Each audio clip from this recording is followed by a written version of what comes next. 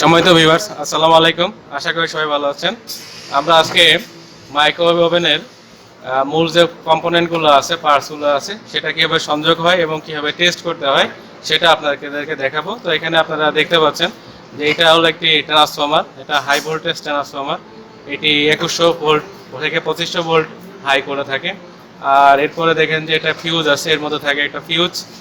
এটা লেখা আছে দেখেন যে 5K কিলো ভোল্ট, অর্থাৎ 5000 ভোল্ট, 0.85 এম্পিয়ার। ঠিক আছে। আর এটা একটা ক্যাপাসিটর। তো এই ক্যাপাসিটরটা হলো এখানে মান দেওয়া আছে 1 মাইক্রোফ্যারাড, 1.07 মাইক্রোফ্যারাড। এটা 2100 ভোল্টের একটা ক্যাপাসিটর। আর এখানে দেখেন যে ডায়োড রয়েছে, হাই ভোল্টেজ ডায়োড। তো হাই ভোল্টেজ ডায়োড, যার অন্য পাশ হলো বডির সাথে কানেকশন করা রয়েছে। তো এই ডায়োডগুলো অনেক সময় দেখতে এরকমও হতে পারে। তো এটা আসলে CL01 মডেলের আর কি, 0102 এরকম মডেল হতে পারে, 01 থেকে 12 পর্যন্ত মডেল হতে পারে। ঠিক আছে। এটা হাই ভোল্টেজ ডায়োড। আর এখানে দেখেন যে আমাদের মূল যে মাইক্রোওয়েভ ওভেনের যে ওয়েভটা যে জেনারেট করে, মাইক্রোওয়েভ জেনারেট করে, সেইটার নাম হলো ম্যাগনেটন। তো এই টোটালটা হলো ম্যাগনেটন, এটা মাইক্রোওয়েভ জেনারেট করে। এটা জেনারেট করার জন্য এর আপনার 4200 থেকে 5000 মতো ভোল্টেজের দরকার পড়ে।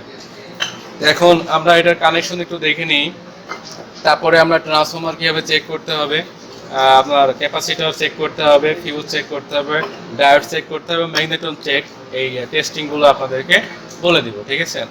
তো এখন এখানে দেখেন যে আমাদের কানেকশনের ক্ষেত্রে এখানে আমাদের এই পাশে হাই ভোল্টেজের যে তারটা, ঠিক আছে, এইটা হলো হাই ভোল্টেজের তার। তো এই তারের একটা তার এখানে, আরেকটা তার মূলত বডি, অর্থাৎ একটা ভোল্টেজের সাথে দুটো তার লাগে। তার একটা তার এখানে আসছে, আরেকটা তার বডিতে আছে।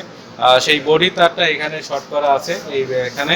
তো এটা টোটাল বডিতে বহন করে, অর্থাৎ আমাদের ম্যাগনেটনের বডিতেও সেটা বহন করে। তো দেখেন যে এখানে সেই হাই তারটা শুধু ট্রান্সফরমার এক পাশে এসে লাগছে, অন্য পাশ কিন্তু ফাঁকা আছে। আর এটা অন্য পাশ থেকে বেরিয়ে এটি ডায়োড হয়ে আমাদের বডিতে চলে যাচ্ছে। এই যে ডায়োডের মাধ্যমে এটা বডিতে চলে যাচ্ছে, অর্থাৎ যখন আমাদের ট্রান্সফরমার হাই ভোল্টেজ তার এখানে আসলো, ক্যাপাসিটার হয়ে অন্য পাশ বডিতে চলে গেল, এই বডিতে গেল, একটা সাইকেল কমপ্লিট হলো। এই সময় ক্যাপাসিটার চার্জ হয়।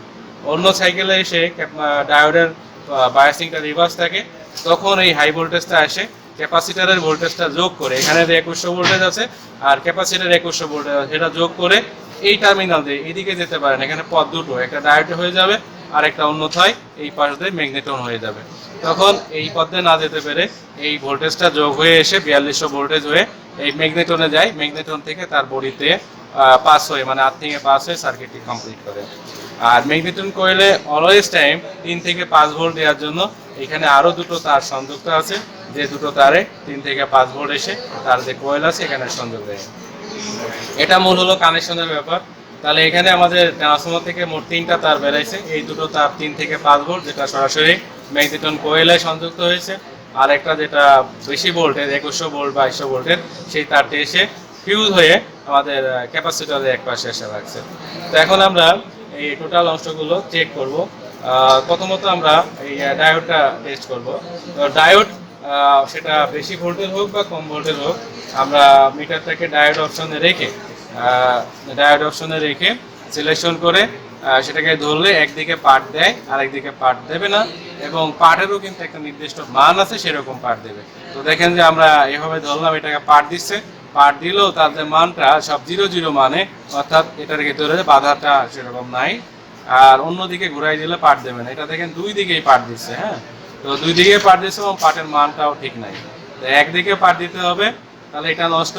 এখানে আমার কাছে যে ডায়োডগুলো আছে দেখেন, এটা দেখেন যে এর যে পার্ট দিচ্ছে, এই পার্টটা কিন্তু এই পার্টটা মানে 0.47, এটা কিন্তু ভালো মানের একটা পার্ট দিচ্ছে। কিন্তু ঘুরাই ধরলে পার্ট দেবে কিনা সেটা আবার দেখতে হবে। এটা ঘুরাই ধরলেও পার্ট দিচ্ছে, এই পার্টটা একটু বেশি দিচ্ছে, কিন্তু আসলে দুই দিকে পার্ট দিলে এর মধ্যে প্রবলেম আছে। এটা ফুল নষ্ট, এটা মনে করেন মিডিয়াম নষ্ট। নষ্ট তো নষ্টই। ঠিক আছে।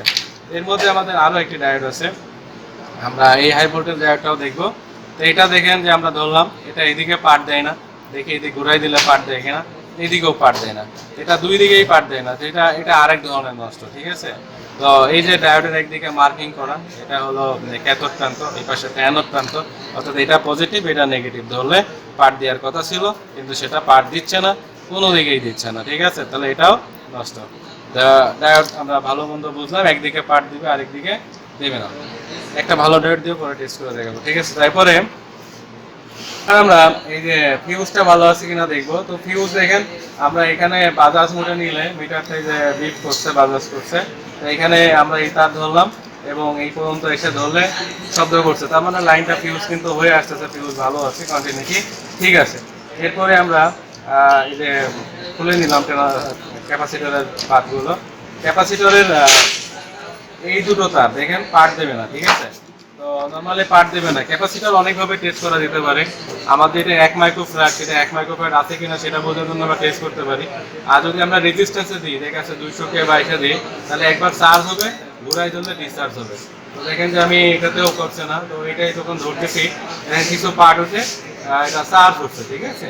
তো এটা এখন যখন চার্জ হয়েছে কিছুটা মান দেখাচ্ছে 0.8 দিয়ে, সরি 8 পয়েন্ট সামথিংটা ঘুরাই ধরলে এটা 0 হয়ে আবার চার্জ হবে, 0 হয়ে দেখেন আবার এটা বাড়তেছে, এটা চার্জ হচ্ছে, ডিসচার্জ হচ্ছে, সেই দিক থেকে এটা ভালো।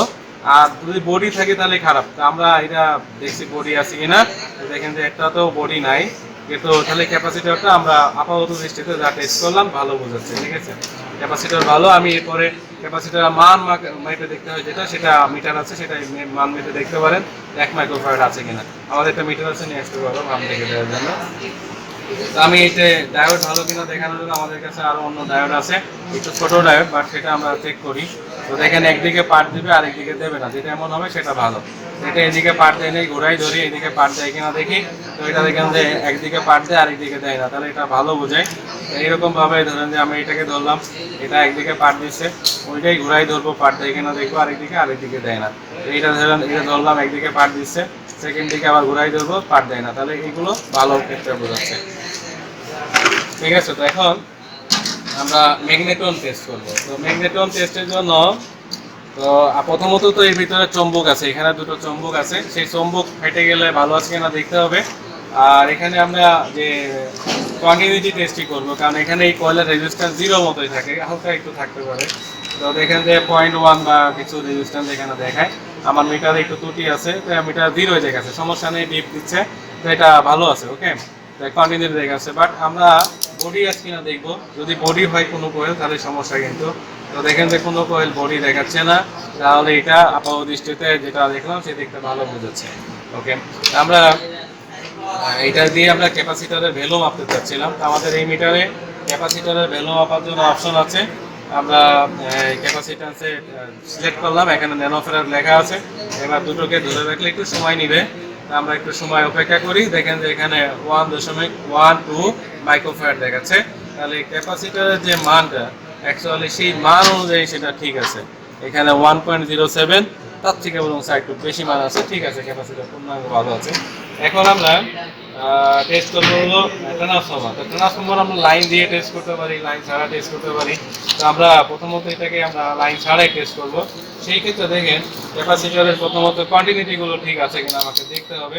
আমরা এখানে অল্প রেজিস্ট্যান্স অথবা কন্টিনিউটি টেস্ট দিয়ে চেক করতে পারি।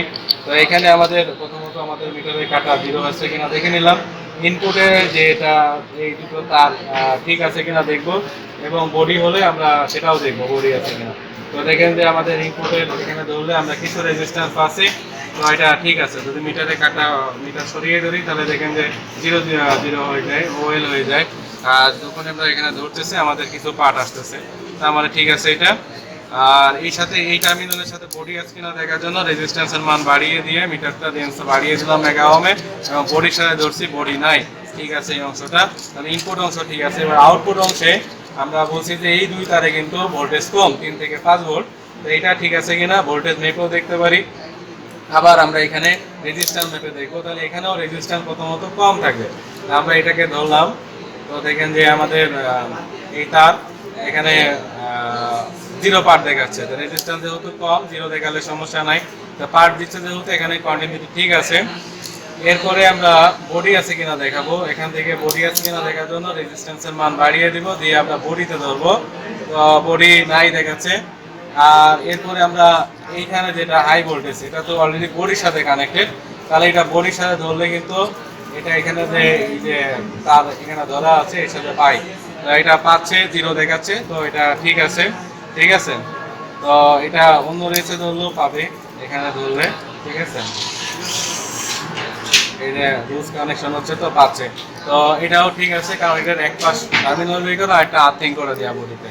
তো আশা করি বুঝতে পারছেন। এখন যদি আমরা এটা লাইন দিয়েও চেক করতে চাই আপনাদের সাথে, যখন লাইন দিব ট্রান্সফরমারে অবশ্যই আমরা সিরিজে লাইন দেবো, ঠিক আছে।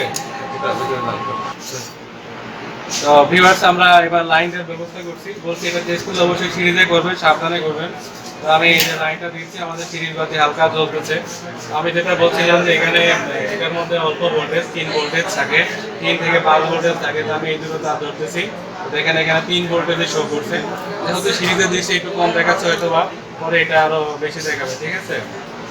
তো এখানে আমি বড়টা ধরতে পারছি না, কারণ ওটা 2100 ভোল্টেজ বা বেশি ভোল্টেজ, এই মিটারে এত ভোল্টেজ রেঞ্জ নাই, এই জন্য ধরা সম্ভব না।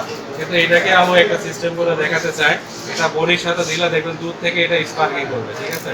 তো দেখেন এটা দূর থেকেই অনেক দূরে, আমি তার লাগাই নাই, তো এটা তারপর স্পার্কিং করতেছে। এটা বডির সাথে ধরলে দেখেন তো তার লাগানো লাগছে না, লাগানোর আগ দিয়েই স্পার্কিং করতেছে উপর থেকেই। এটা আপনারা জানেন যে হাই ভোল্টেজ হলে এরকম হয়। আর এখানে তো আমরা সিরিজে দিছি, এটা প্যারালালে দিলে আরো বেশ এরকম উঁচু থেকে ধরলেই এটা স্পার্কিং করতো। তা এটা হাই ভোল্টেজ দিলে এইভাবে করতেছে। তাহলে এটার হাই ভোল্টেজটাও কিন্তু ঠিক আছে, আমি এটাকে লাইন দিয়ে আপনাদেরকে চালু অবস্থায় দেখাই দিলাম। তা মোটামুটি যেগুলো লাইন দিয়ে টেস্ট করা যায় সেগুলো টেস্ট করছি, আশা করি আপনারা বুঝতে পারছেন। এগুলোই মূলত একটা ব্যাপার যে একটা মাইক্রোওভেন আর মূল পার্টসগুলো টেস্ট করা শেখালাম। সবাইকে ভিডিওতে ভালো লাগে এই ধরনের ভিডিও পাওয়ার জন্য চ্যানেলটি সাবস্ক্রাইব করুন, ভিডিওটা লাইক দিন, কমেন্টস করুন এবং শেয়ার করুন।